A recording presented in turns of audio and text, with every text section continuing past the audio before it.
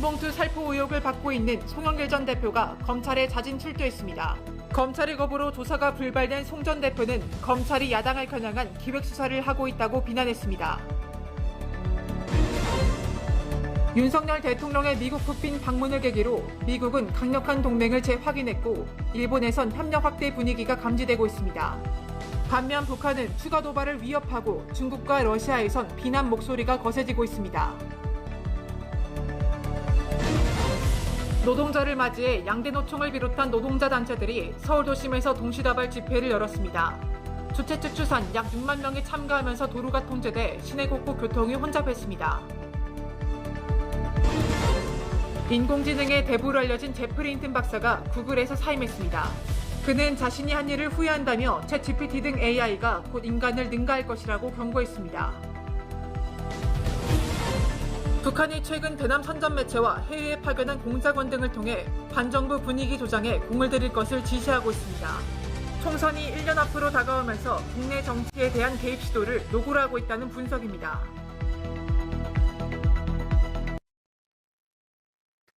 네, 시청자 여러분 안녕하십니까? 5월 2일 FNL 뉴스 시작하겠습니다. 오늘부터 FNL 뉴스의 진행을 맡은 정성일입니다. 저희 FNL 뉴스는 개편을 통해 유튜브 최초로 뉴스 버라이어티 쇼 개념의 종합 뉴스로 거듭 태어나게 됐습니다. 정확하고 여러분의 귀에 쏙쏙 들어갈 수 있는 뉴스가 되도록 노력하겠습니다. 앞으로 여러분의 많은 관심 부탁드리겠습니다. 자, 그러면 첫 번째 소식 전해드리겠습니다. 네, 방미 일정을 마치고 귀국한 윤석열 대통령이 이달 안으로 한일회담과 한미일회담을 연쇄적으로 가질 예정입니다. 워싱턴 선언을 통해서 출범시킨 핵협의 그룹을 바탕으로 한미일의 협력 체계 강화에 대한 논의가 이루어질 것으로 보입니다. 보도에 이은총 기자입니다.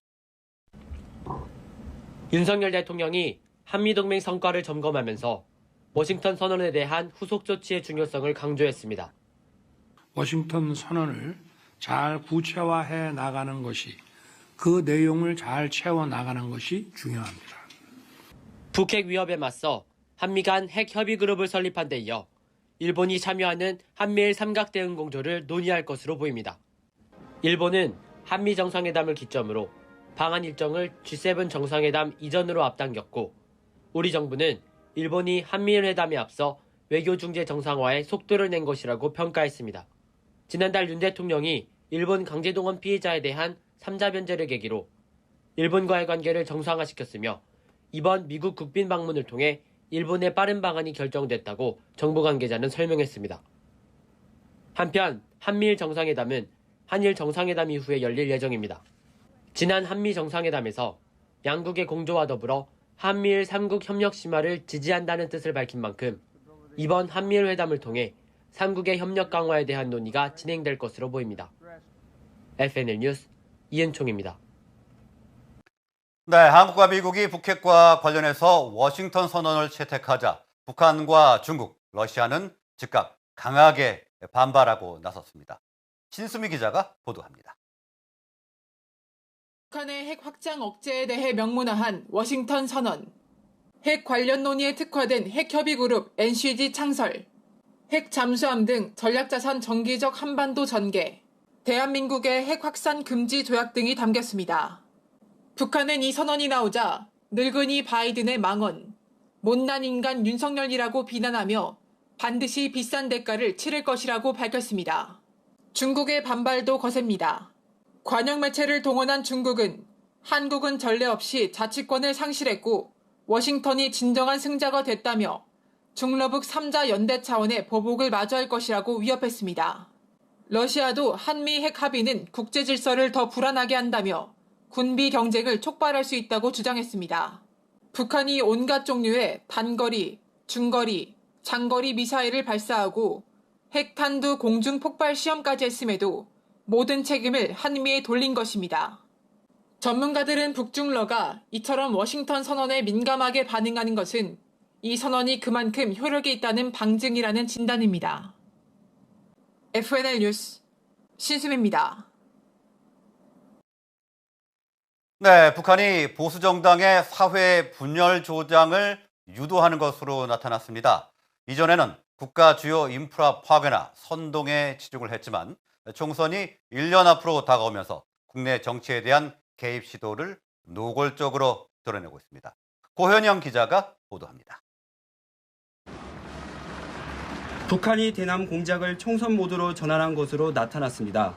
이른바 창원 제주 간첩단 사건으로 지령들 다수가 외부에 노출되자 북한이 대남 공작 전략을 변경한 겁니다. 한 언론에 따르면 북한은 최근 대남 선전 매체와 해외에 파견한 공작원 등을 통해 반정부 분위기 조장을 지시했습니다. 대남 지령 중에는 김기현 국민의힘 대표의 당선을 대통령실의 막가파식 총력전 때문이라고 폄훼하고 국민의힘을 윤 대통령의 사당으로 묘사하는 내용이 다수 포함되어 있습니다.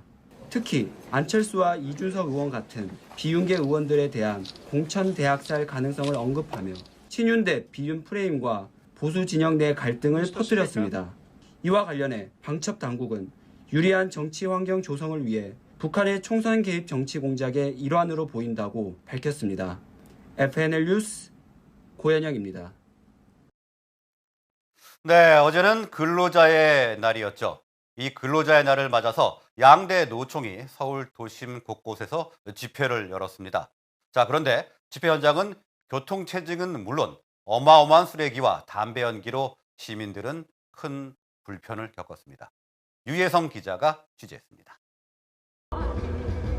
민주노총이 서울 도심 곳곳에서 노동자 대회를 열며 7월 총파업을 예고했습니다. 서울 광화문에서는 민노총 조합원 만여 명과 여의도 한국노총 조합원 9천여 명이 모여 정부의 정책을 강도 높게 비판했습니다. 민노총은 노조가 불법, 폭력, 간첩이라는 등의 굴리를 씌운 것은 현 정부의 말살 정책이라고 밝혔습니다. 모든 노동자들이 함께 투쟁하는 날입니다. 2023년 우리는 민생을 살리고 이번 집회에서는 노조 직원들이 버린 쓰레기가 곳곳에 쌓여 있었고 담배꽁초는 바닥을 가득 채웠습니다. 조합원들이 금연구역에서 담배를 피고 있는데도 경찰은 지켜보기만 할 뿐 어떠한 대처도 하지 않아 시민들의 반발을 사기도 했습니다. 소음은 최고 96dB까지 올라갔고 10분을 평균으로 86dB로 기준치를 웃돌았습니다. 경찰은 행진 과정에서 경찰을 폭행한 혐의 등으로 조합원 4명을 현행범으로 체포했습니다. 한편 시민들은 경찰의 통제가 민노총 집회와 보수단체 집회를 비교했을 때 보수단체에 더 통제를 가했다고 지적했습니다. 보수단체 집회에는 시민들이 많이 모여 인구 초밀집 현상이 일어나 도로를 넓혀달라고 부탁했지만 끝내 넓혀주지 않아 사고의 위험도 우려됐습니다. FNL 뉴스 유희성입니다. 네, 다음 소식 전해드리겠습니다. 국민의 세금으로 운영되는 공영방송 KBS가 공정성 논란이 일고 있습니다. 제1라디오가 편향적인 출연자를 9대1의 비율로 섭외해서 미국을 방문 중인 윤 대통령을 비난한 것입니다. 이정민 기자가 보도합니다.